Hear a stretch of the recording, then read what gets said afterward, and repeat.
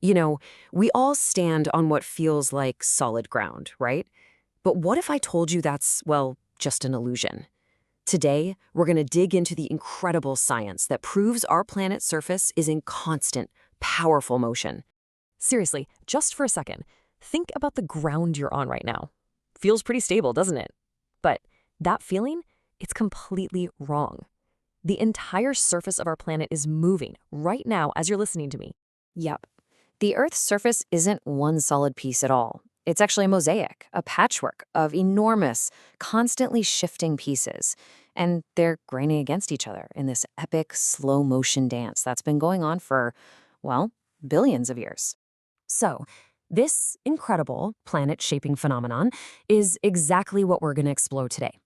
Let's get right into it. Okay, so the best way to picture this whole thing, imagine the Earth's surface as a giant, cracked jigsaw puzzle. You've got these massive interlocking pieces, and they're just slowly drifting across the planet. And these giant puzzle pieces, well, they have a name, tectonic plates.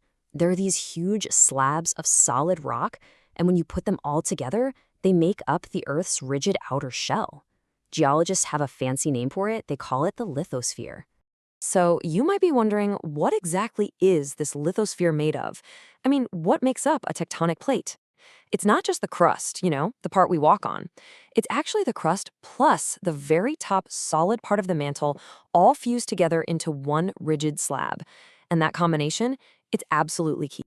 Okay, but wait a minute. If the plates are solid rock, how in the world do they move? Well, the secret lies just beneath them. They're actually floating on a hotter, softer, almost kind of gooey layer of the mantle. It's called the asthenosphere. You can think of it like a slippery, lubricating layer that allows those rigid plates on top to just slowly glide around. Now, when I say slowly, I mean really slowly. We're talking about a speed of just a few centimeters per year. Get this, that's about the same rate your fingernails grow. So yeah, you'd never ever feel it. But over millions and millions of years, that tiny movement is powerful enough to completely rearrange the face of our planet. And this isn't just happening in one or two spots. The Earth's whole surface is broken up. We've got about 15 major plates. You've probably heard of some, like the huge Pacific plate or the North American plate, plus a bunch of smaller ones. They all fit together really like a cracked eggshell. But here's where it gets even more interesting. Not all plates are created equal. To really understand how they interact with each other, you have to know that they're made of two fundamentally different types of crust. So it's a tale of two crusts, really. On one side, you've got your continental crust. It's thick, it's less dense, kind of buoyant, and it makes up our land masses. Then on the other side, you have oceanic crust. It's much thinner, but it's way more dense, and it makes up the ocean floor. Now, I want you to remember that difference in density, the heavy oceanic crust versus the lighter continental crust. It's the single most important thing that decides what happens when these two collide. So that brings us to the big question, right? What is the engine that's powerful enough to move entire continents? The answer isn't on the surface. It's deep, deep inside the Earth. It's all about heat. Pure, immense, almost unimaginable heat churning away in the Earth's mantle. That's it. That is the ultimate power source for everything we see happening on the surface.